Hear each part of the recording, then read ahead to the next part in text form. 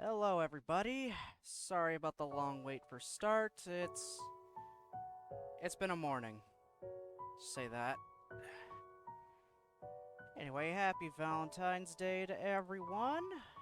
I hope it's been going well so far.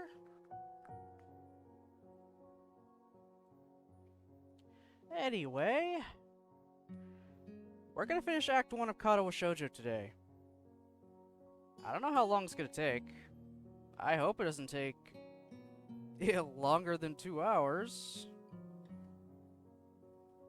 Really hope for some reason the Twitch app does not want to work for me right now, which is a little annoying.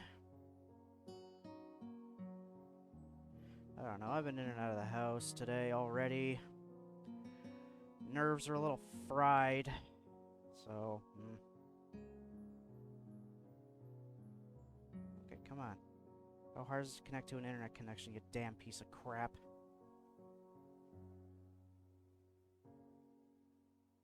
Do it any other time.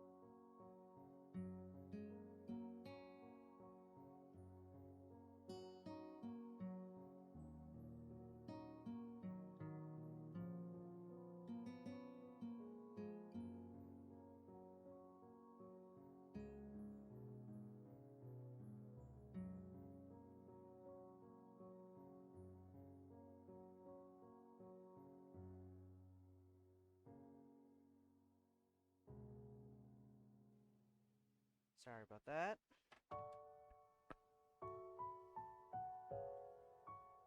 Again, it's been a morning, and okay, yeah, Twitch app just does not want to work today. Yay. Alright, so, well, I gotta do everything from my sidebar. Wonderful. I gotta even know if I'm live. Like, properly live right now.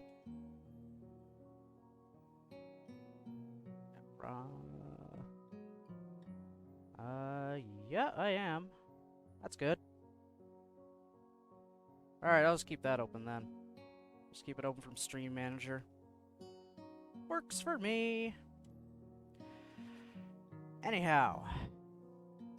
Katawa Shoujo.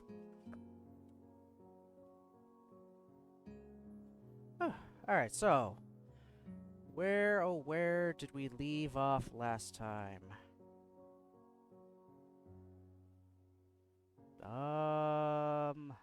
Wow, I can barely remember now.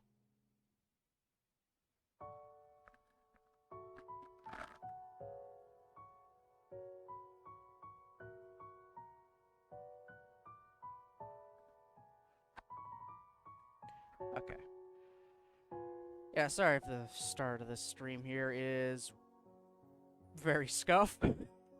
That's just what today is right now. Scuff. Right, that's right. When we left off, we kind of had a weird little spat go on between Lily and Shizune. We helped Lily do some grocery shopping after not pushing ourselves in a run with Emmy. Oh, we also had lunch with Emmy as just kind of like a sorry for running into you kind of thing. And now we're on our way back from the convenience store with Lily, and we're running into somebody. Alright. Whew. Alright, let's finally get back to this. Maybe I'll mellow.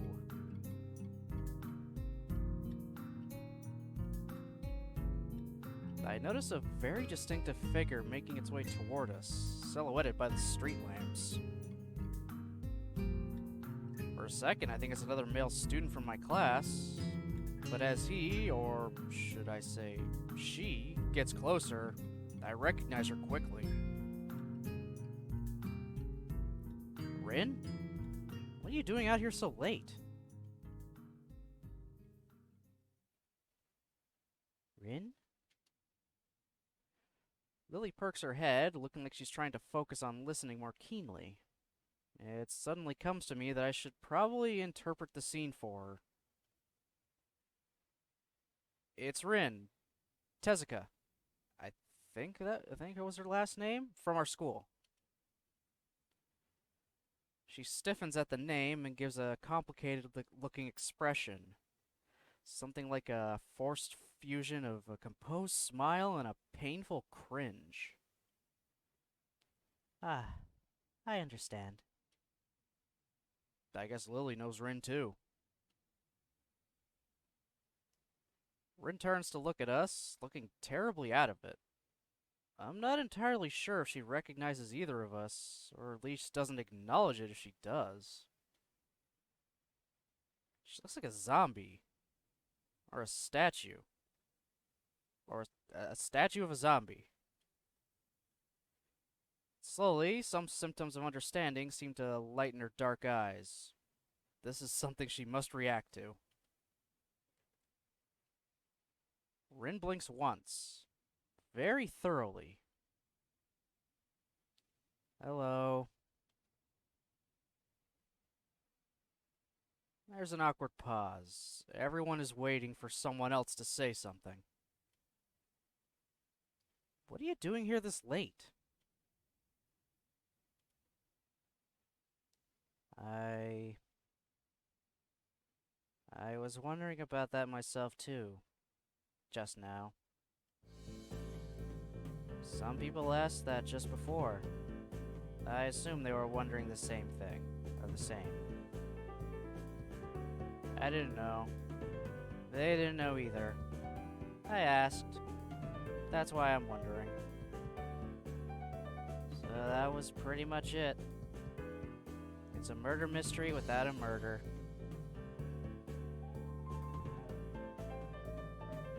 They were going that way. She turns, facing to her right, in order to demonstrate the direction the other people went, as if it was that was important. Then rotates back like a mechanical puppet in one of those overly complicated clockworks. For a person who gives an impression of being the quiet type, Rin really does use a lot of words to say things that don't need a lot to be said. Unsure if she's finished, I say nothing. Neither does Lily, who seems equally robbed of words for the time being. I think that both of us are in fact just scared that any response might provoke her to continue. Our stupefied lack of reaction doesn't faze Rin at all. She keeps looking at us expectantly, a calm hint of expression on her blank face. She seems to be that kind of person. Always so relaxed. As if bull elephant grade sedatives were flowing in her veins in the place of blood. Do you have amnesia? I don't recall you having anything of the sort, though. No, I don't think it's that. The other passerby were probably just worried, though. You do look really lost, the way you're standing in the middle of the street. Oh, I see. Maybe I should have taken some other kind of pose in that case.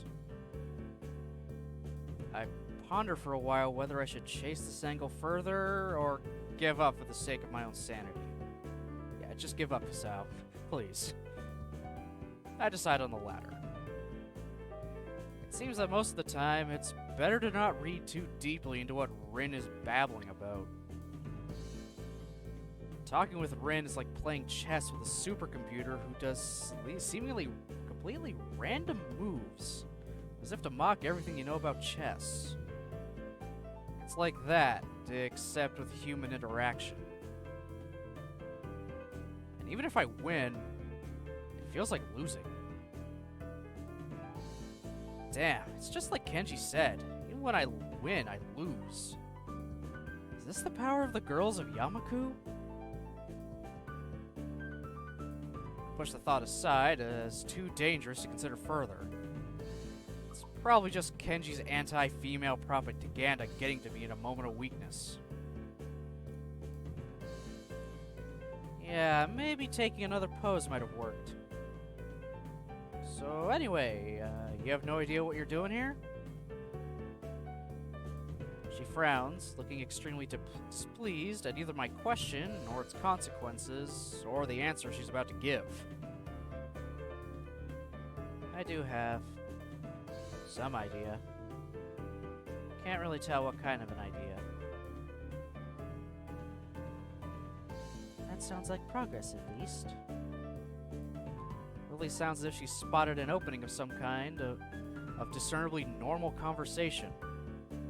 I can't say I share her optimism. Yes, there is some. Definitely. The rest will come later. I'm sure of it. I always have reasons. The ensuing silence kills Lily's hopes all too visibly. That didn't last long. Rin's, as far as I can tell, unbased assurances aside, what should be done? We could just leave her to her own devices, whatever those are. But it's late, and I don't think we'll be getting any thanks if Rin is found standing here in the middle of the night. But she probably will, unless she manages to remember what she's doing here in the first place. As for me, trying to guess what might have been going on in her mind when she decided to embark on this adventure, the chances seem to be on par with winning the lottery. Several times in a row. Lily is oddly quiet too. I'd appreciate some support from the sidelines here, especially if she's more familiar with Rin than I am. Just 1 second, just gonna do a thing.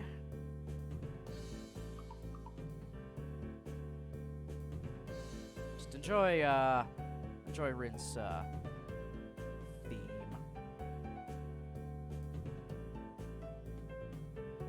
Okay, it says I'm on. That says I'm on. Discord don't say I'm streaming. Weird.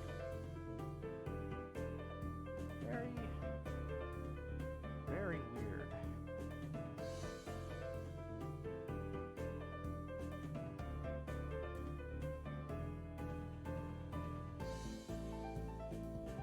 Alright, everything's just being funky today. Because of course it is. Oh, the joys.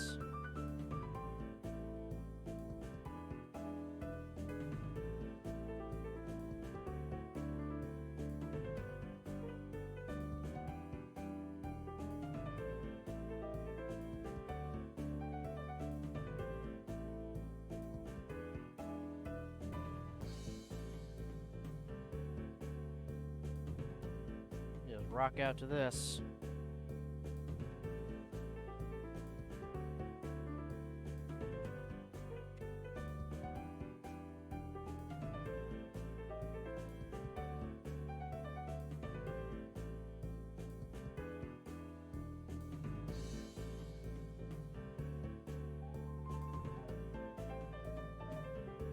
Okay.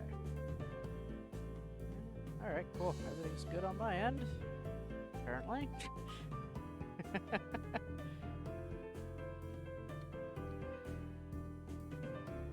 But it can't be helped.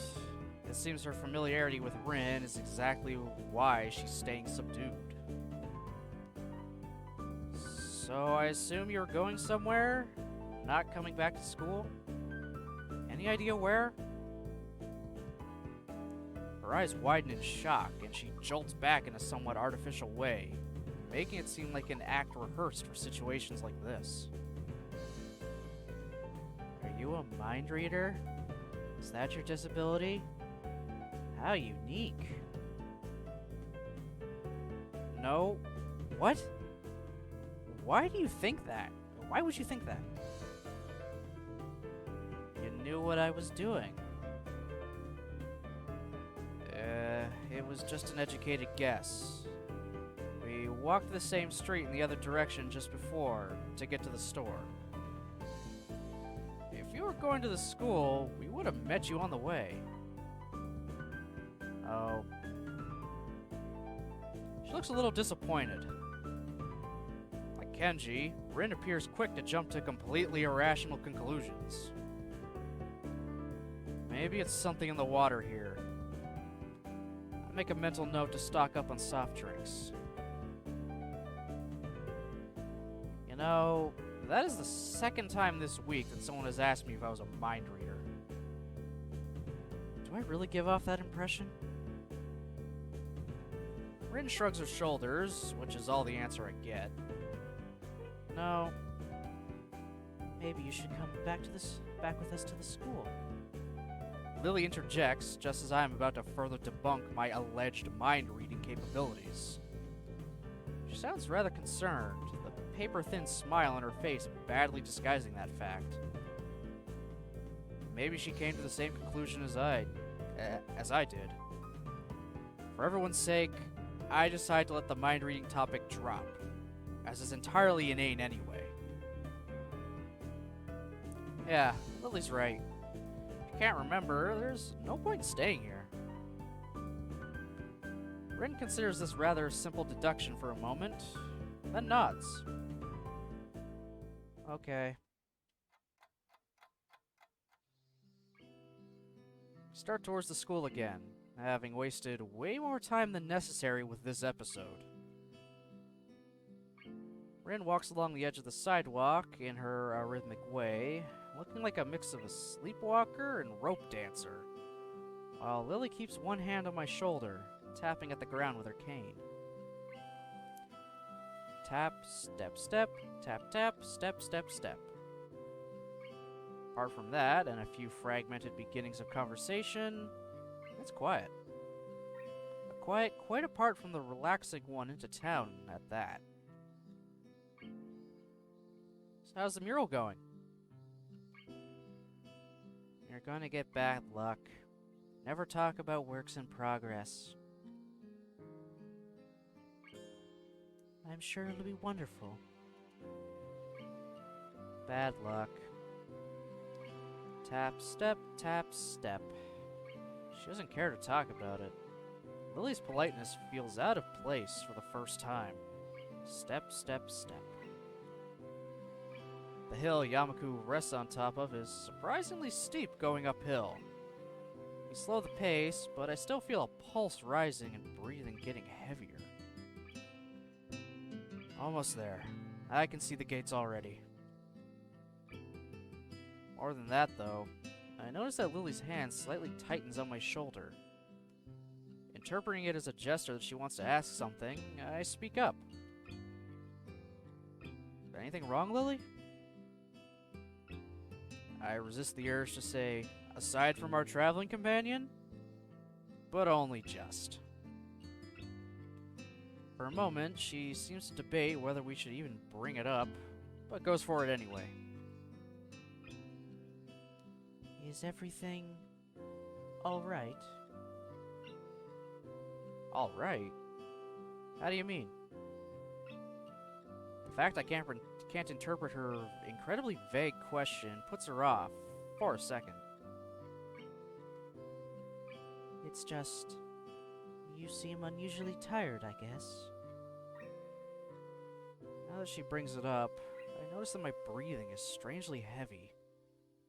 The uphill walk has really done a job on me. Lily noticed it all too quickly. Alright, what do I want to say here? Do I just want to ignore it entirely, or at least bring up the fact, yeah, I'm not exactly in the best of shape.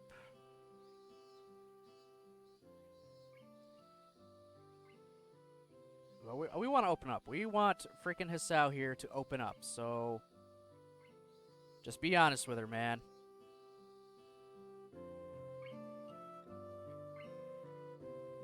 It's alright. I just need to catch my breath. My condition isn't the best these days. Oh? Is it something that is related to you being transferred here? I mean... She cuts herself off rather abruptly, maybe realizing she's being a bit intrusive. Her instincts are sharp, though, and while I don't like the subject, it's not like I should lie about it. I don't need that open, actually. If it's Lily, I don't think I mind. I'm just a little weak for the time being. Hanako said you looked fairly healthy, so I naturally thought... Lily doesn't finish her sentence again, letting it trail off with a measure of concern. As she furrows her brow, Lily's uncomfortable expression spurs me to say at least something to ease her feelings. It's surprising she's this flustered, considering her straightforward attitude with her own blindness. She must know that not all share her own comfort about such things. No, it's okay. I have a pretty... I guess the best way to put it would be messed up heart arrhythmia. I had a bad heart attack a while ago because of it, and spent most of the spring in a hospital. Ended in Yamaku on doctor's orders. She silently nods her head in acknowledgement. My answer, though, only seems to make Lily furrow her brow even further. She doesn't seem to quite know how to react, given we don't really know each other that well. Can't really fault her for it, given I have the exact same reaction. To my surprise, in a moment's time, her face shows that she's come to some sort of realization. Wait. So the time when Emmy and you collided in the hallway? I grimace slightly. Her ability to connect the dots quite so fast is unexpected. Yeah. I guess I'm a textbook example of why those rules about running on the corridors exist. That was a lot more dry than I'd intended. Lily visibly shies away from continuing the topic. Well, I do want to say, a sage, blah, words, English, I fail at it, blah.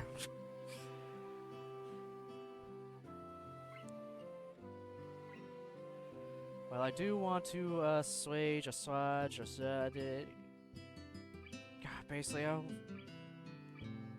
basically, he just wants to, you know, put her concerns to rest. Or, I don't even know.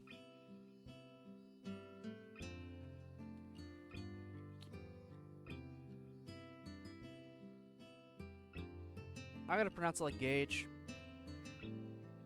Well, I do want to assuage her concern. I really don't want to dwell on this either. Don't worry about it. I try to offer a reassuring smile, but then I realize the futility. Without knowing this, Lily smiles at me reassuringly, but doesn't say anything further. Arriving at the dorms, Rin stops in front of her mural as if lightning struck her. She had been so quiet for almost all the walk back that I'd all but forgotten she was here. It's Friday, isn't it?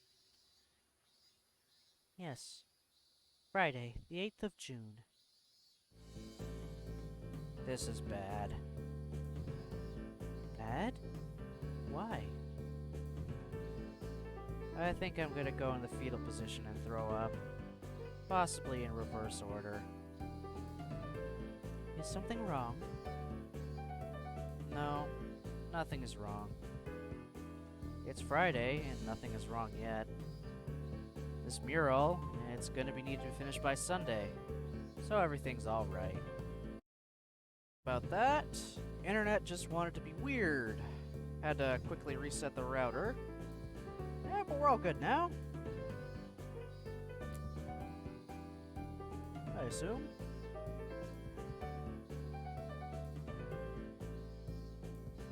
Right?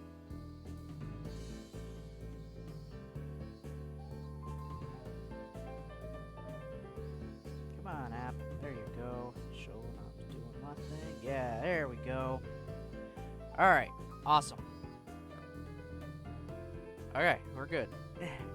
Oh man, my stream thing is gonna be so screwed up now. Oh well. Oh well, yeah, so we're just gonna continue on.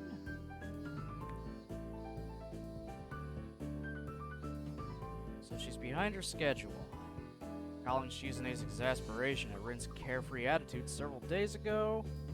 I don't know what to think. I don't even have a game. There we go. Hey, gong show today. She has left herself open for a told you so, unless she can pull off whatever she needs to pull off by Sunday morning. Rin keeps staring at her mural, looking as mortified as she can. Leave me. I'm gonna need to work for a while. I glance at Lily, expecting her to share an incredulous look with me as I roll my eyes. But then I realize she's not one to do that kind of thing. Leave me. We do. Of course, not wanting to aggravate her any more than she already is. There's a churning bad feeling in my gut. Rin sure has a knack for making people feel worried about her. She seems like a person who should never be left alone. Maybe we should call someone? She sounded like she was going into shock or something. I'm sure she'll be just fine. She's just a bit, how to say... Lily cocks her head a little, trying to find a polite way of calling Rin crazy without calling her crazy. Unique? Yes, a very unique person. I guess you could say that. She giggles at the notion, melodiously, nodding in agreement. Sorry about leaving you stranded as you talk to her. I don't really understand her, so I keep my distance. So my guess was right. Lily offers a slight apologetic smile, as if to say sorry that her own shortcomings have prevented her from becoming closer to Rin. I'm not one to blame her. At all. Lily lets slip a long breath, probably a disguised yawn. I imagine she's as exhausted by all this as I am.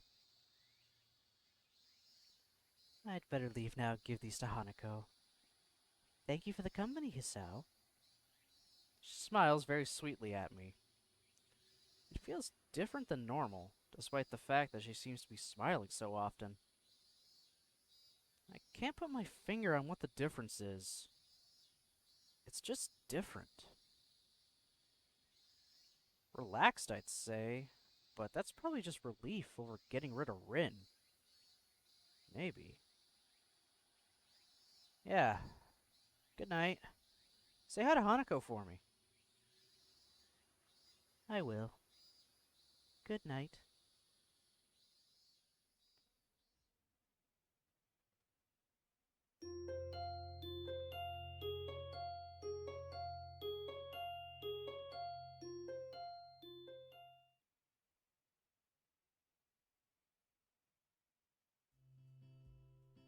Students roll into class for Saturday morning session, each and every one of them sporting the tired eyes of people who have worked through the night. Only a day left to prepare. I suppose it's not so surprising. Thankfully, we only have to suffer through classes until the lunch break. And then our time is our own. Muto lurches into class in a tired stagger. I suppose students aren't the only people that enjoy their late Friday nights. Not saying a word, he scrawls some page and question numbers on the board and slumps down at his desk. It's completely atypical behavior for him, but it appears that no one in the class is going to call him out on it. Wordlessly, students shuffle their textbooks in position and get to work. Not wanting to break the trend, I do the same. Fatigue has made the class antisocial. Not a peep is heard among the ruffling papers. That could partly be attributed to the 2 empty seats beside me. For some reason, Misha and Shizune aren't present. Probably due to council work for the festival. It's very quiet without Misha present. I wonder if she was born as rowdy as she is, or if she's making up for Shizune's lack of voice. Nakai, let's speak to you for a moment. I'm so engrossed in thinking about Misha that I don't even notice Muto approaching my desk. Sure. What's this about? It's probably better if we speak outside the classroom. Something about this doesn't sound too good, but I stand up and follow him out into the hallway. Muto stands in the hallway, scratching his head as he works out what he's trying to say.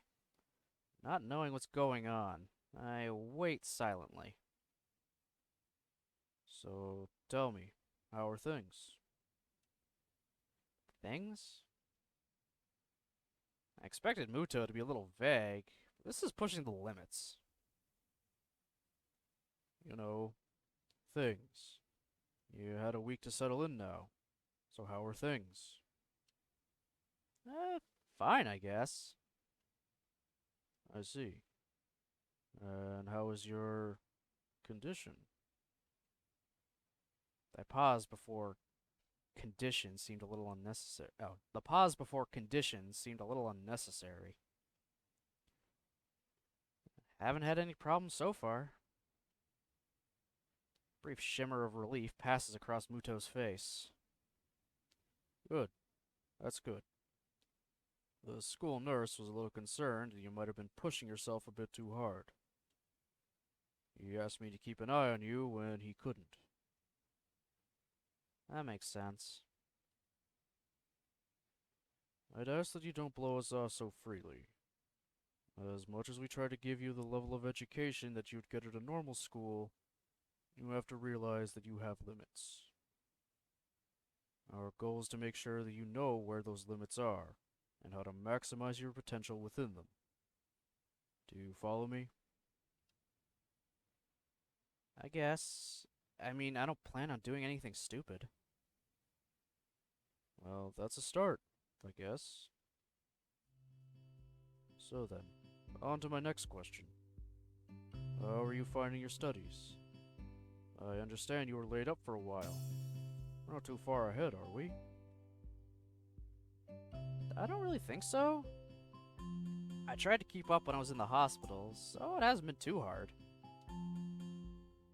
Muto taps his chin and raises an eyebrow as he absorbs this information. Is that so?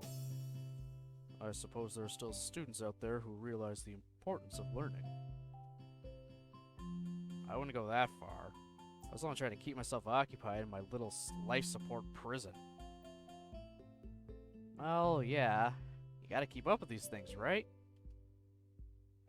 That's exactly it. One wrong move in this world and you're left behind, right? Right. Wouldn't want that to happen. No. No, you wouldn't. Every week there's a new scientific discovery. Most of them mean nothing to the layperson, but any one of them could be key to the next big thing. I'll keep that in mind. It's obvious that Muto's serious talk is over, and he's gone back to his standard, slightly scatterbrained approach to life. I think, in hindsight, that I prefer him this way. He's slightly more predictable in his unpredictability. As the classic, Jack Sparrow quote, "You can always trust an unhonest person to be. You can always trust an untrustworthy person to be untrustworthy. It's the trustworthy ones you have to look out for, so you never know when they're going to do something incredibly stupid." Savvy. I'll let myself out with that horrible impression. I do not. Yeah. Voices aren't my thing, damn it.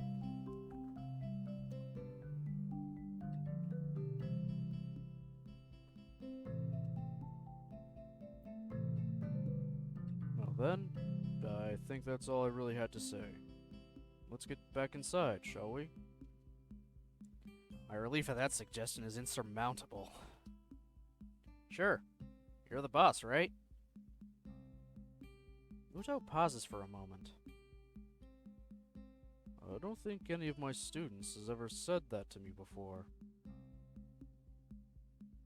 For an instant, I consider replying to this, but something deep within me tells me to shut my mouth and get back into the class. A few of the students jump at the sound of the door, rapidly trying to pretend that they are working on the questions on the board. Some don't even bother, their heads slumped on the desk as they nap. Thankfully, it would appear that Muto doesn't even seem to notice them. He returns to his desk and retrieves a scientific journal from one of the drawers. I guess I got to him there. Class returns to the near silence that Muto and I left it in before our chat. Mixed feelings of tiredness and anticipation buzz around the room. Everyone here is either waiting for a chance to rest or the chance to get some last-minute preparations underway. Clock on the wall slowly ticks the remaining class time away until the bells cry out, ending the torment. Before you all leave, I expect the answers for those problems by Monday. Class sighs as one, instantly regretting slacking off, but still acutely aware of the more pressing issues at hand. The classroom empties in a blink as everyone rushes to their last-minute festival preparations. I stay behind and try to quickly finish the questions so I don't have to bother with it over the rest of the weekend. The festival and all tomorrow. Apart from me, Hanako's the only one left, obviously waiting for Lily. It's weird that Lily comes all the way to our classroom to pick her up. I expect that moving around is at least nominally harder for her than it is for Hanako. But it's none of my business, and I naturally don't ask about it from Hanako. Despite the relative proximity of our seats, neither of us tries to strike up a conversation about that, or anything else either, so an oppressive silence falls upon the classroom. Time passes in silence. It's probably just 15 minutes or so, but it feels longer. I turn the pages of my notebook. Hanako turns pages of the novel she's reading. My pencil lead splinters against the paper just when I was about to finish a paragraph. Don't you hate that? In all honesty, don't you hate that when like your pencil breaks when you're in the middle of doing something?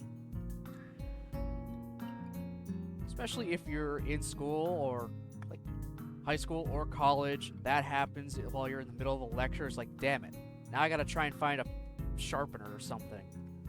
And if you don't have one, you're digging around your bag for another pencil or a pen. When that fails, you gotta try and ask someone for them without, losing and interrupting your place, which... yeah. Guess who bought 400 million mechanical pencils so that wouldn't happen to him? This guy right here.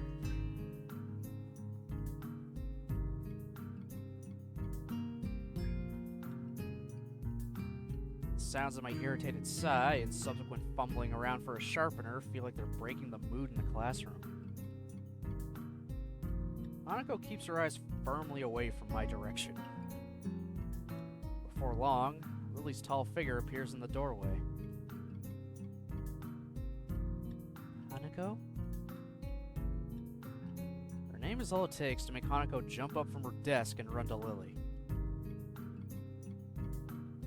They talk quietly for a moment, but it isn't long before Lily leaves down the hall and Hanako idles back into the classroom, taking her seat once again.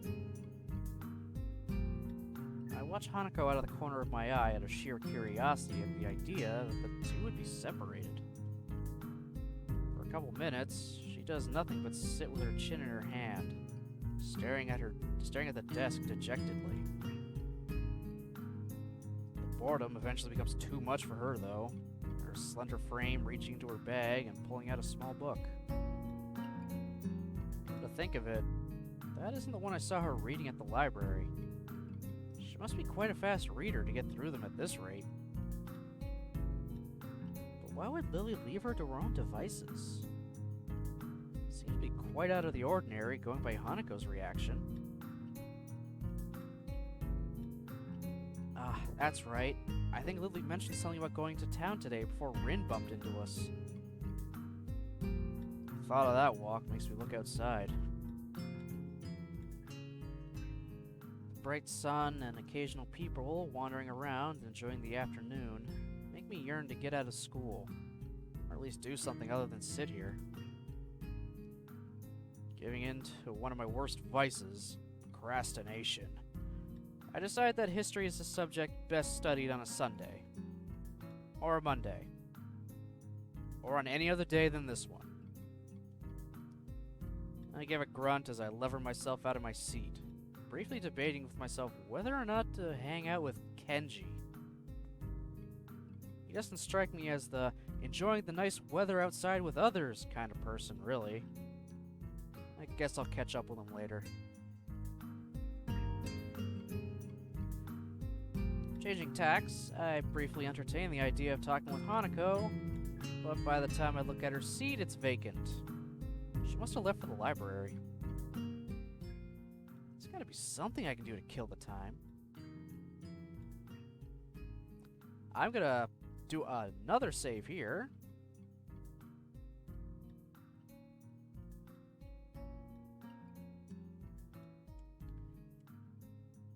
Perfect. There! Now I've got to save to get onto Emmy's route, onto Lily's route, and to Hanako's route. Easy peasy, lemon squeezy. I just now have to later go through the game 2 more times to get onto Rin and Shizune's routes. And then a 6th time for Kenji. We'll do Kenji last. Anyway, returning. Let's go for a walk into town. Following Hanako to the library seems a bit intrusive. There was a reason she left the classroom after all. And that aside, I do want to catch up with Lily. At the very least, I'd like to thank her for looking out for me despite her other obviously taxing duties. I guess I'll walk around town. With any luck, I should be able to find Lily. The exercise will do me some good as well. Walking through the school courtyard to the gate, I give a small nod to a couple of passing classmates, the gesture being returned in kind. Even from here, the shouts of the sports club members can be heard. The sheer volume of the din, the track must be packed right now. Remember what Lily said yesterday about being dropped right in the middle of a busy time for the school? While I'm trying to get my bearings and catch up on study that I've missed, everyone else is doing normal school activities. The feeling of being a foreigner still hasn't dissipated. At least not yet. Well, I guess not everything's bad. This is a private school, and that much is easily noticed when walking around outside. Not only are the school grounds huge, the buildings themselves are immaculate and quite divorced from the dime a dozen concrete blocks of public schools. It's also the fact that there's a much stronger feeling of community here, or at least a friendlier atmosphere. I my old school, it was generally accepted that people would keep to their little clique and be done with it. Eventually, I reached the gate and began to walk down the road into town. Well, that was fairly productive. Having seen a fair portion of town, even including the houses perched on the hills around the outskirts, I decided to take a walk around the park before heading back. Living in the city all my life, the total lack of smartly dressed businessmen and fashionably dressed girls strikes me as incredibly unusual. All that's to be seen are the odd elderly people shuffling along the sidewalk and assorted, busily chatting pairs of middle-aged women outside of small storefronts. Walking along the road to the park quickly distracts me from them, though, making me realize that I perhaps pushed myself further than I should have done to see as much as I could. As my breath begins to wheeze and my chest tightens more and more, I give up on the prospect of soldiering on. After a quick glance around the park as I enter, I take a seat on a wobbly old bench that I notice near a couple of vending machines.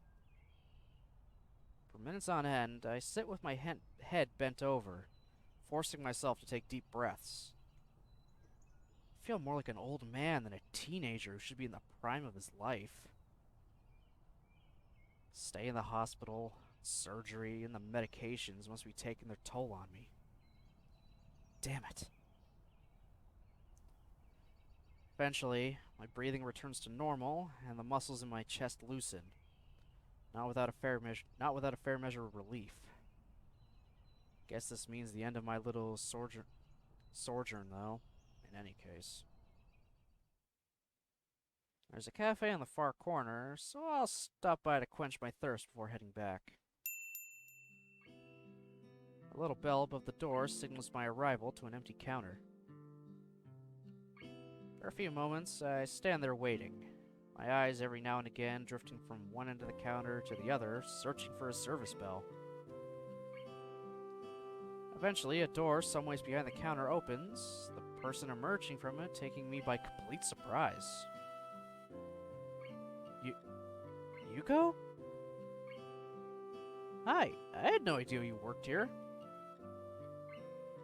I really have no idea how to address her either, given that she is technically school staff as well as apparently a waitress. Yes, She quickly paces up to the counter before flinging her upper half downwards in an overacted bow. Welcome to the Shanghai. May I take your order? Straight down to business, I see. I don't know. Well, some coffee, please?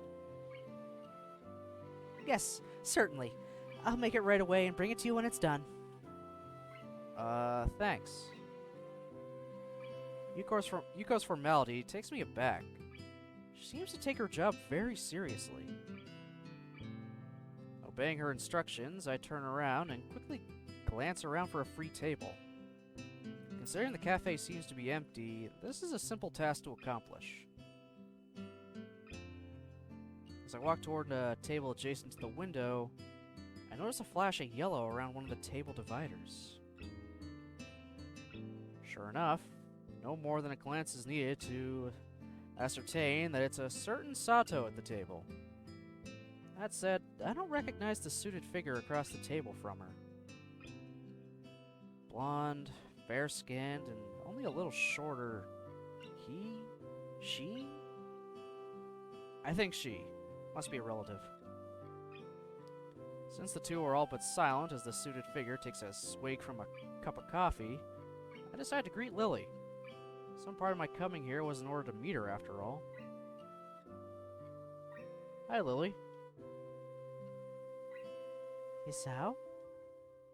Yeah, nice to see you again. The suited girl looks up, noting my uniform with a relaxed smile. Know each other? I guess? That's as good as an approximation of our relationship as I can think of. Care to take a seat? She says this to the air beside me, but the message is clear enough and I take a seat beside her. I suppose some introductions might be in order. Hisao, this is Akira Sato, my older sister. Akira, this is Hisao Nakai, another Yamaku student. Looks like my guess was correct. The newly introduced Akira gives a nod, which I return. What I don't return, however, is the almost analytical gaze with which she looks me over. As she does so, Yuko walks up to the table and carefully places the coffee on the table before bowing and taking her leave. Gently bringing my hand to the side of the cup, realize that it's already at just the right temperature to drink. After taking a sip, the flavor turns out to be just as good as the temperature. Yuko seems a lot better at this than being a librarian. I take a good long drink before relaxing into the seat. It takes mere seconds for Akira's examination to come to an end. Apparently becoming quickly bored with the activity, she turns to her sister. So, how's school recently? Seems Akira is entirely unconcerned with someone she doesn't know at all, listening to everything they say. Not that I mind. Leaving them to their chatting, I sit back and continue drinking the pleasantly aromatic coffee.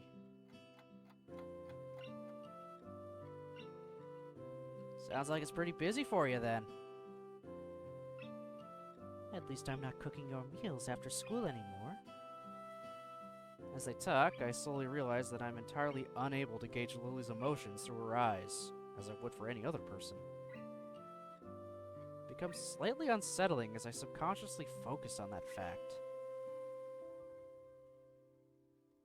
Whoa, so cold. Weren't you just cooking for yourself anyway? I only ever got the leftovers. That's not the point. Are you managing to feed yourself at least? I can cook without blowing myself up, you know. Mostly. That's... It's fine, it's fine. I needed to learn sometime anyway.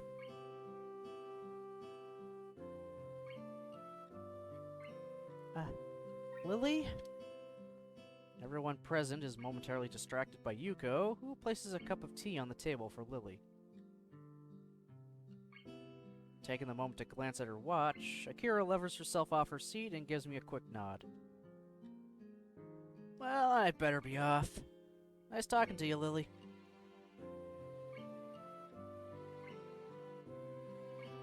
Kira, do you have to... Lily looks genuinely mournful at her sister suddenly leaving. It does seem like she might have the wrong idea. Sorry, I need to get back to work. They'll be on my neck again if I don't make it back quickly. So informal. Kira's trim and tidy appearance would give anyone the wrong impression of her. Bye, Akira. Come on, don't look so down. I'll see you around again soon. See yas. With that, she waltzes out of the Shanghai with her hand held high. Lily still looks pretty depressed, so I try to make some small talk in an effort to take her mind off it. She seems nice. We used to live together, but now that I live at school, we hardly ever see each other. Despite Lily having been quite affable, I still don't really know much about her. In hindsight, it's surprising just how much she's extracted from me, really. You used to live together? Is it somewhere around here? It was pretty far south, so the trip into Yamaku was fairly long. With her working hours getting longer and Yamaku being so far away, there was little choice in the end but to move into the dormitories. Well, that explains the chatter about cooking. Evidently regaining her composure, she livens back up, at least in part. I take it you're better rested now? Sorry? You sound less exhausted than when you did. You sound less exhausted than you did when you first came in. To be able to pick out my breathing like that, she must have pretty good ears. Yeah, ended up walking all over town, despite only planning on taking a short walk down here. Reminded of my thirst from the walk, I lean forward to take a sip. Without further ado, Lily starts on her cup of strong-smelling tea. I guess I'd better get going back to Yamaku. There's only so long I can stall studying for, and I want to get a good night's sleep before the festival. Standing from my seat, I take the coffee-stained cup from the table. You're leaving? Yeah, you gonna head back as well? It's getting kinda late. For a moment, she pauses, before lifting her face over her teacup as if she was looking at me. Yuko, could we have one more coffee, please? Okay, I'll bring it right away. That's not subtle. She gives a short giggle at my frank assessment of her maneuver. It's surprisingly childish and carefree, given her otherwise collected appearance. In the end, though, I have little reason to refuse. To be honest, I can hardly say no, all things considered. Giving a manufactured sigh, I take a seat opposite her. Wanting company, then?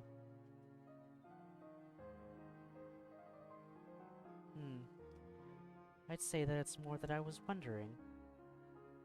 I see, she's in the questioning mood again.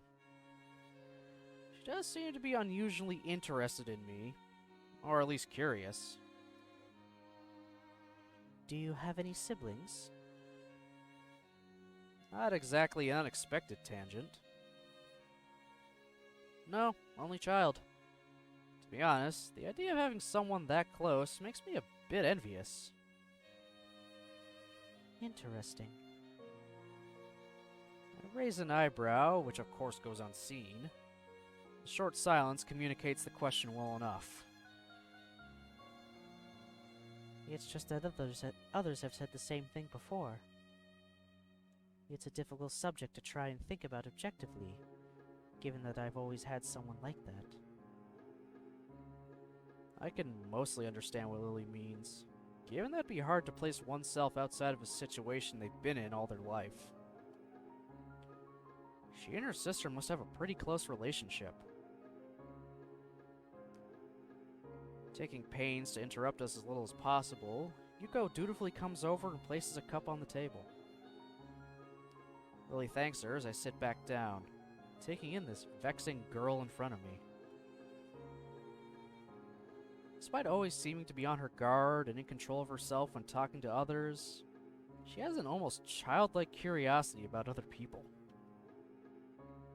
That said, those rare moments she seems to slightly lower her guard are the most insightful into how she thinks. Reaching forward for my drink, I realize something I probably should have noticed earlier. I think I'm starting to become kind of curious about her. Despite making a good pace, it's already nightfall by the time I reach the large iron gates in front of the school. While it's nice to have plenty of time to wander around by virtue of living right next to the school, I can't help but get the feeling that very few students actually take the opportunity. Compared to the number of students I see milling around on campus during free time, it's startlingly rare to see anyone around town. Given the large number of accommodations and facilities the school offers, many of them might simply not see any point in venturing outside, let alone people such as Hanako and Kenji. It makes me wonder if students like Shizune, Misha, and Lily are the exception for this school, rather than the norm. So I wander back to my dorm room. I continue to compare my old school with Yamaku. As I do so, I begin to be surprised that I managed to get even this used to everything that's happened to me. How the hell does Jen do this? Oh my god!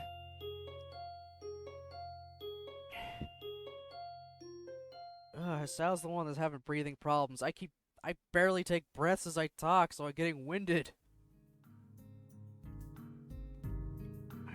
I'm almost out of tea. Next day, I wake up feeling a little lightheaded. It's almost noon already.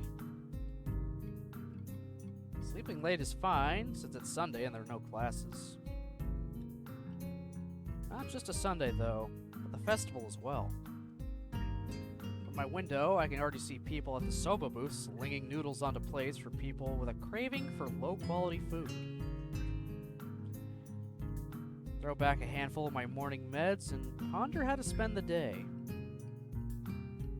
There'll be a few exams in the coming week, but I don't consider those as ominous as others, so I'm not worried about them as I probably should be. With no urgent obligations regarding education, I should be free to spend the day at the festival as I like. Finishing my morning routine, I exit into the hallway, intending to go out and find something to eat. Passing by his door, I decide to see what Kenji's up to out of impulse. I'm curious if he has any plans, since everyone else is doing something. Then again, I can picture him having built a soundproof shelter in his room. Or possibly something like a fort, complete with a "No Girls Allowed" sign. And with the girls crossed out and "body" crudely scrawled underneath it. Knocking on his door, which is luckily devoid of any kind of sign, I hear again the unsettling clicking of at least 10 locks being pulled back. The door opens up a crack. Who is it? You're supposed to ask that before you open the door. Oh, it's you. Damn, it's early. It's not really that early. What is it, man? Nothing. I was just gonna ask what you're gonna do today. Half the school is out there already. Out where? Why? What? What? Is I special? Why are they there? Who are they? I can hear them. It's loud. Don't tell me. Has the invasion begun? He suddenly looks more alarmed. What day is it, man? Yeah, I guess you can't see the big wooden booths outside and people selling stuff. What the hell are you talking about? I have my curtains closed at all times to thwart the snipers. It's the festival. You know that, right? Oh shit, that's today? Ah, damn. Ah, damn. Damn it. I can't believe I forgot. I don't have my 4 finished yet. This is bad. This is gonna be a very bad day. It's good you told me this, man. This is gonna be a bad day. Why? Oh man, they're gonna be everywhere. People. Outside my window. Socializing. Genji rubs his temples nervously, suddenly looking very ill. It's gonna be loud as hell. Damn. And I was gonna go out today. But now it's ruined. Everything is ruined. This is awful. This sucks. This sucks. What the hell? This really sucks. I can't go anywhere now. There's nowhere to run. Kenji seems nervous. You even say he's majorly freaking out. I can't believe this. So that's what today was. Damn. And I couldn't even prepare for it. I couldn't even brace myself. And now here it is, and I can't do anything. You should have told me this earlier, dude. I mean, at least I know, but I could have known earlier. Imagine what I could have accomplished. Sorry. I thought you knew. So I guess you're not gonna do anything today? The weather's even good. Yesterday was really windy, so I thought today would be cold.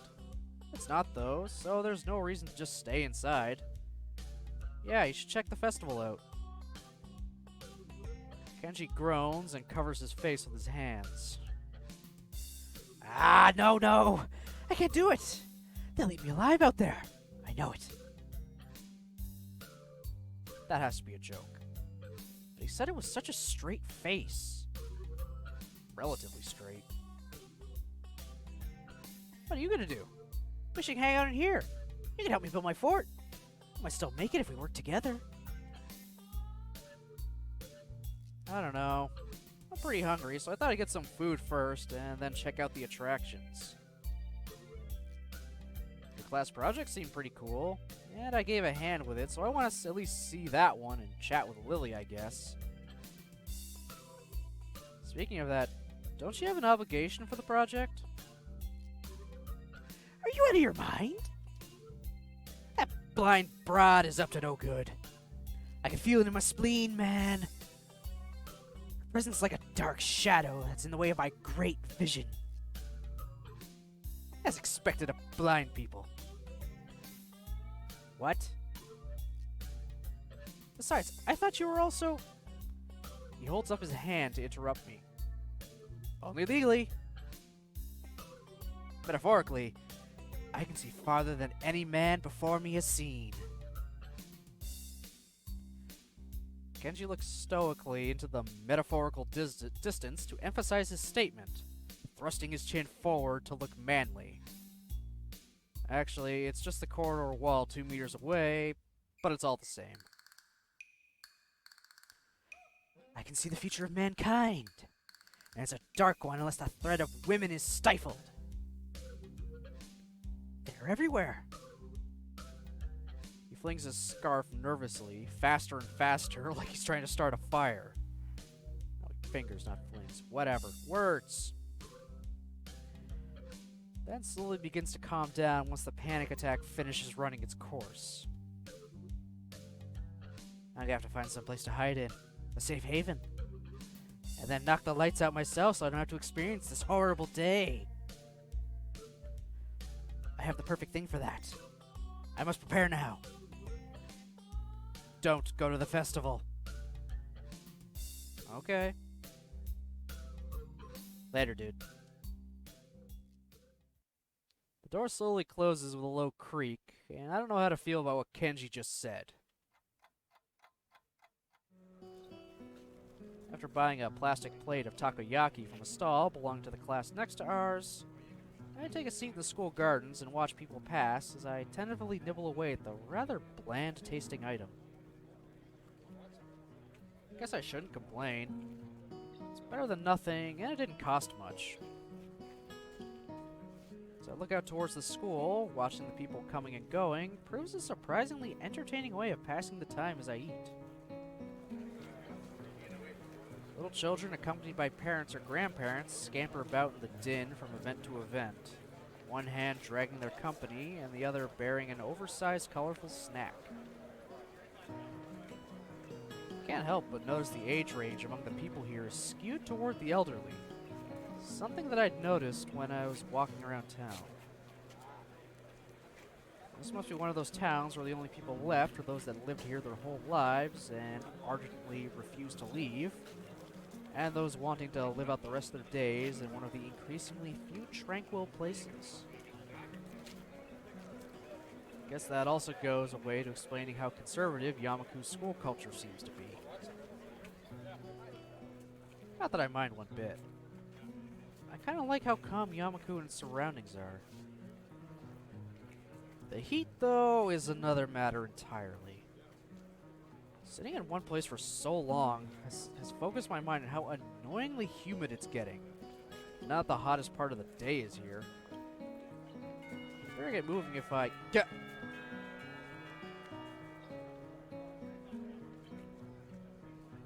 The sound of the Carolean bells takes me completely by surprise as I stand up, a reaction shared by a few of the people strolling around as well. The PA system crackles to life after the tolling bells ends. Its age shows as the principal makes a barely intelligible announcement over it, officially opening the festival that's very much in full swing. It's quite amusing to contrast the pleasant smiles of the older folk against the alternatively pained and bored grimaces of their younger charges. Students, on the other hand, seem to pay it little heed.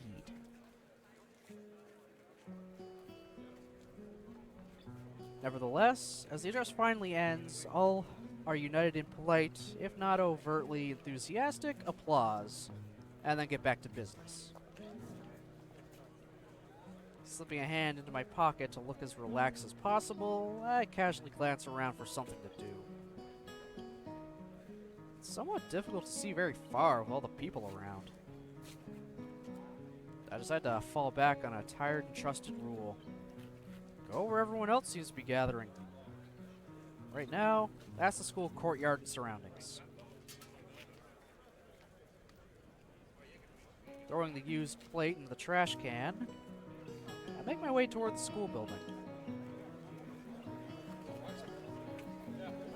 Seeing the number of stalls around the perimeter of the school building surprises me. Quite a few of the classes must have opted to have multiple stalls. Deciding which to visit first, I catch the sight of a familiar banner with blue patterned border and red text. Lily's stall is as good a place to start as any. I'm curious as to how it's going after all. After all the work she and her class have been doing for it. Ugh, God, I gotta take a few seconds to comprehend what the hell I'm reading before I just start talking. Jeez. Stepping up to it, I begin to see why the class took so long to organize everything. Easily twice as wide as many of the other stalls, and with equipment for cooking strewn everywhere, it's closer to an outdoor restaurant than a festival event. As the student in front of me is taking a bowl of noodles and leaves, I walk up to the counter. The girl behind it seems quite exasperated and asks me to wait a moment before she disappears underneath the counter. Seizing the moment, I take a quick glance around. Steam seems to be rising from everywhere as pots and pans simmer away. The most blind of the students are unpacking ingredients while being helped by someone who's probably the teacher of 3-2. It doesn't take long to notice Lily among them, talking with the teacher as she quickly counts out the boxes and packets with her fingers. From her expression and the fact that both she and the teacher seem to be in a state of mild confusion, it appears that there's been some problem in coordination. Before I can stare any longer, the girl behind the counter pops up again, only to look back and ask where the spare change box is. Lily pauses for a moment before she and the girl switch places at the counter, and the teacher quickly walks off somewhere. Sorry about that. We're having a few problems. What would you like? It takes me a second to remember what I'd come here for. My eyes quickly dart to the side to read the menu sitting on the counter. Oh, I guess, miso soup? Ah, is that a sow? Yep. Looks like you're pretty busy. Her face all but confirms it as she drops her waitress facade. Somewhere along the line, our order got mixed up. We're trying to fix it now, but it looks like we only have half of what we needed. Wouldn't serving smaller portions cover over the problem? It seems like that's what we'll have to do, though I wish we didn't. The fact that a good half of our class is gone doesn't help either. I glance behind her to see how many people are actually operating the stall. It couldn't be over about 8. I take it that's why your teacher left? That's right. She's going to try and round up a few more of our classmates to help. Hearing the sound of footsteps behind me, I stealthily glance backwards to see an elderly couple taking a place in the line. I guess I'd better stop loitering around and chatting. Here's the money for the soup. Soup. Oh, right. Coming right up. Lily turns and calls for a bowl of miso soup as I hand over the money for it. Taking the coins in her palm, I can't help but notice how efficiently she counts them out with her long, pale fingers. Eventually satisfied that I've handed over correct change, she puts it in the small metal tray. It isn't long before the soup is made and carefully handed to her, after which she turns and subsequently passes it to me. Thanks. I'll come back to drop off the bowl. Thank you, Sao. Oh, there's one other thing. Have you seen Hanako? Hanako? No, not today. Why? She gives a small sigh of abject disappointment. It's okay. I was just wondering what she was doing for the festival. You'll come back when you're done then? Sure. I'll keep an eye out for Hanako too. Thank you, Sao. I walk off from the stall and find a seat, carefully cradling the steaming wooden bowl in both hands. Compared to the dumplings from before, this is quite nice. A little cool compared to what it probably should be, perhaps, but the flavor is enough to cover for that reasonably well. As I drink, I can't help but feel somewhat guilty for not being as involved in the festival as others. Can't really be helped, considering I was dropped into the school only a week ago. It still weighs heavily on my mind. That and the fact that a few students don't really seem to be enjoying the festival as much as the visitors. Eventually, I finish my bowl and leave for the stall to drop it off. Considering that there seems to be no line at all, I take my time walking up. Seems the teacher's mission paid off. There are now over a dozen students helping, and much of the unpacking has been done. Despite most of them seeming quite relaxed as they work, Lily still appears to be somewhat stressed. Right. I know what I'll do. Even if it's just one person, I'll make the festival more enjoyable for her. As I place the bowl on the counter, I call out to Lily. Ah, Sao. You brought it back? Yeah, here. I slide it into her hands, and she takes it over to someone who's apparently on cleaning duty. Considering that I didn't see them here before, it's probably a penalty for their tardiness. Hey, Lily? She perks up and returns to the counter as she hears my voice again, realizing that I'm still here. Want to go see some more of the festival? She puffs her cheeks disapprovingly. Looks kind of cute, and in a complete contradiction to her usually reserved nature. Takes a few seconds for me to get what she's taking issue with. Whoops. I didn't mean to. Lily giggles at me, exposing her teasing for what it is. You're still not used to the school, are you? She got me. Still, I kind of need to stay with our stall. It's taken until just now to even get everything unpacked. I guess her reluctance shouldn't overly surprise me, considering how much work she's put into this. Everything seems to be running fine now, though. Besides, got extra help on hand anyway. A boy in the middle of cooking some soba noodles turns around towards us, grinning. Go on, Lils. You've earned yourself a break. We can hold down the fort for now. That's just weird. I don't know. Lils seems like a strange nickname. I don't know. That's just me.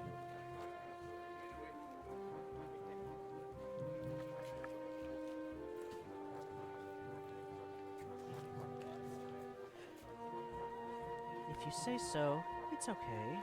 Then I suppose so. Oh, if you say it's okay, then I suppose so. Jesus Christ. Where did I come up with that line? Jeez. What is wrong with me? But if you need any help, Then we'll call you.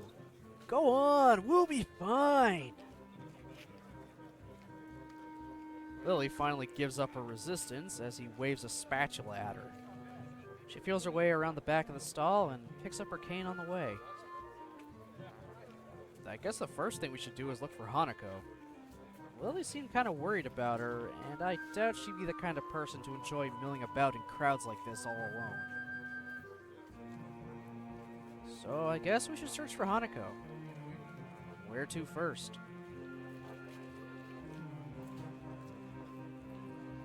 Both of us go quiet for a moment to think. Maybe she's in her dorm room?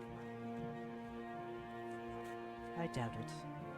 She doesn't keep too many things in there, so she'd have nothing to do. Ah! The library?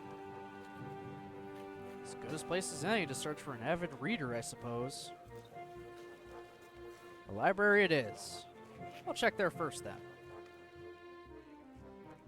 Aside from the muffled sounds of the crowd seeping in from outside, the inside of the school seems almost deserted. In order to make sure everyone had enough room, I guess all the events were organized to be held outside on school grounds. They're definitely quite large by any other school standards. It's nice and quiet in here, isn't it? Yeah, much nicer than the hustle and bustle outside. We take our time and slowly walk through the first floor of the school, eventually reaching the stairs to the second floor. I can't help but notice how Lily anticipates every door and obstacle, her cane remaining still and her hands skating along the hallway railings. You really know the school well, don't you? She smiles and nods straight ahead. I've been here for years now, so I know where everything is. The dorms still trip me up though sometimes. I haven't been there as long, and they're not as well laid out as the main building. If I'm remembering right, they used to be unused buildings before being renovated and used as dormitories. That explains why the male and female dorms look different from the outside, and why the rooms seem kind of unusual for sleeping quarters. I'd assumed she'd been living in the dormitory since she began attending school, but now I'm reminded of what she said yesterday. That's right, you mentioned that before. I'd assumed that most of the students here lived in the dormitories once they enrolled. A lot of them seem to in any case. Lily's expression becomes somewhat harder to read, like questioning evidently touching on a delicate point. Well, how should I say? Everyone has their reasons. Something tells me that one of those with reasons is Hanako, hence her tiptoeing around the answer. My own predicament is yet another such case. I guess it's a choice everyone here would have to make for themselves, or in my instance, have made for them. Can't be helped, I suppose. At least Yamaku itself seems like a pretty nice place. I just made up words there. Good job, brain. I'm rewriting the script on the fly. God damn it. Whatever. Happens all the time. That's just me.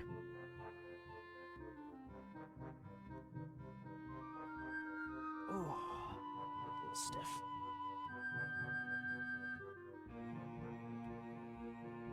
It's good to hear you say that.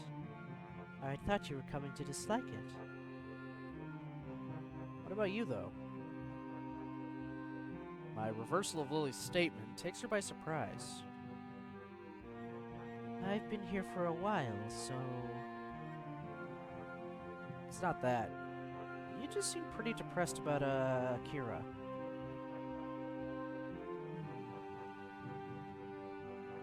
What's with that look? Akira's taken. Sorry, Hisao. Yep. Yeah, nice. Nice.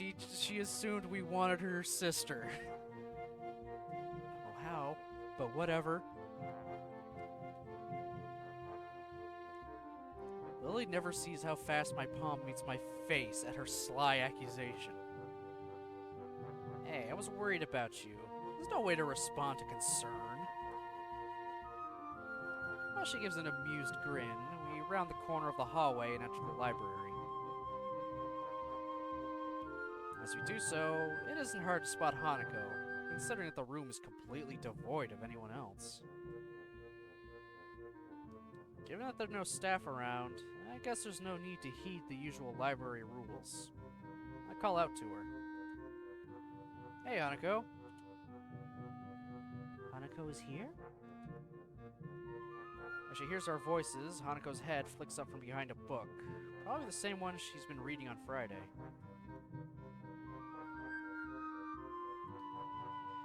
Hisao? Lily? Just thought we'd drop by. Lily just managed to escape from the noodle stall with a little help. That wasn't really an escape. Hanako gives a small giggle, briefly surprising both of us. I just thought that Lily might not be enjoying the festival. Well, now we can enjoy it together, right? The two nod happily before we set out of the library and toward the festivities. I hand over some change to the girl behind the counter and take 2 styrofoam cups of tea. I try to accentuate my bow a bit to cover for the fact that she's quite obviously deaf. Come to think of it, I probably should have asked for help instead of leaving those 2 in the gardens while I bought drinks. Trying to juggle the 2 cups of hot tea, for them, and a can of coffee, for myself, out of a vending machine, isn't exactly easy. Can of coffee. Into your pocket. Tea in this hand. Tea in that hand. Done. It doesn't take that much to figure that out. I've carried frickin', what is it, like 6 or 7 bottles of Coke on me? 1 in one pocket, 1 in the other. I luckily had a jacket with 4 pockets on it, so they just went in all those pockets as well. And then I had subs as well in my hands. Improvise, adapt, overcome, Hisao. Jesus.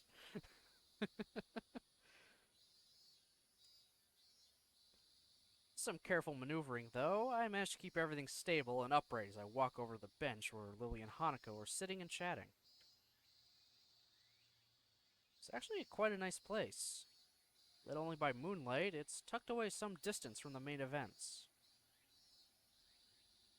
Compared to how hot it'd been during the day, this spot is also pleasantly cool by now. Not that it matters all that much. Most of the visitors have moved to areas that are either closer to the fireworks or higher on the hill in order to view the display apparently planned. Welcome back, Hisao. Her ears are good. Not exactly close, and even Hanako hadn't noticed me. Here you go. Sorry it's instant, but it's all they had left by now. Hanako gingerly takes a cup from my right hand, and I gently place the other into Lily's outstretched hands. Did you enjoy the festival then, Hisao? Yeah, it was pretty fun. An honest answer. Much of the food may have been somewhat subpar, but it was a lot of fun in the end, especially with Hanako and Lily. In fact, I think those 2 may have enjoyed themselves even more than I did. Both Lily and me around, much of Hanako's withdrawn nature around others died down for her to enjoy herself. As we sit drinking, the whistle of the first firework rings out before it explodes into a vibrant shower of blue against the night sky, heralding the beginning of the end for the festival. Enthusiastic shouts can be heard from the crowds scattered around the school grounds celebrating. For minutes on end, Hanako and I watch the fireworks overhead as Lily blissfully listens to them with her eyes shut. Red, green, yellow, star-shaped, circular, and patterned. All manner of shapes and colors fill the air. One after the other, dance across the sky. No place near where I live put on such lavish displays. Festivals like this were a thing of the past in such a metropolitan area. To be seeing such a sight with these two, it's probably the happiest I've been in a long while. So, that's it. The festival's finally ending. Yeah. She gives a delicate, wistful sigh.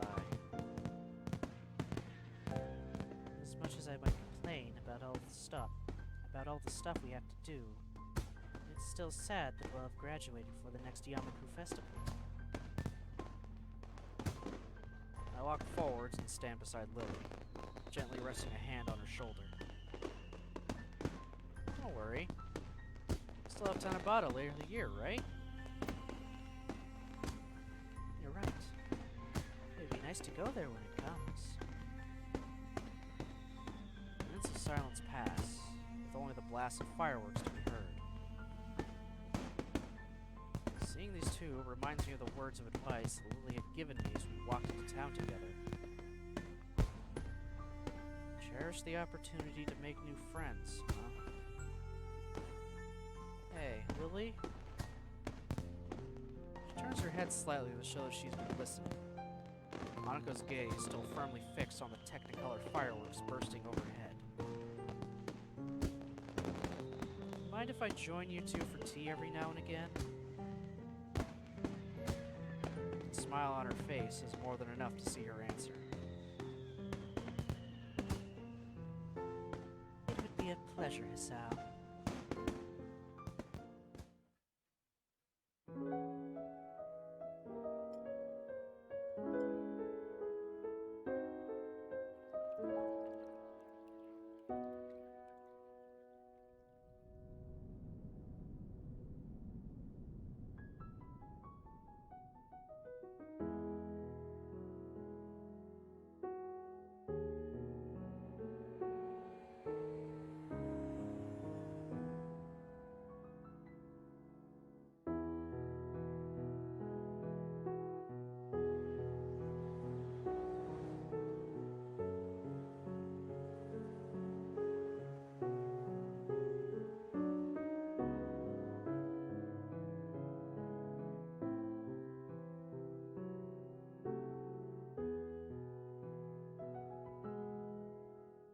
Act 2.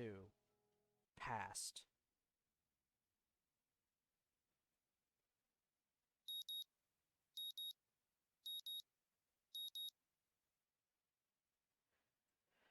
Oh, alright. Awesome. Cool. Managed to make it into Act 2. Act 1 is officially done. It only took 7.5 hours. My God, I read slow. My largest playtime for any singular route was 8 hours on my own. What happened? Oh my goodness gracious me. Anyway, I'm actually not going to continue into Act 2 today, as it's nearly 1 o'clock right now.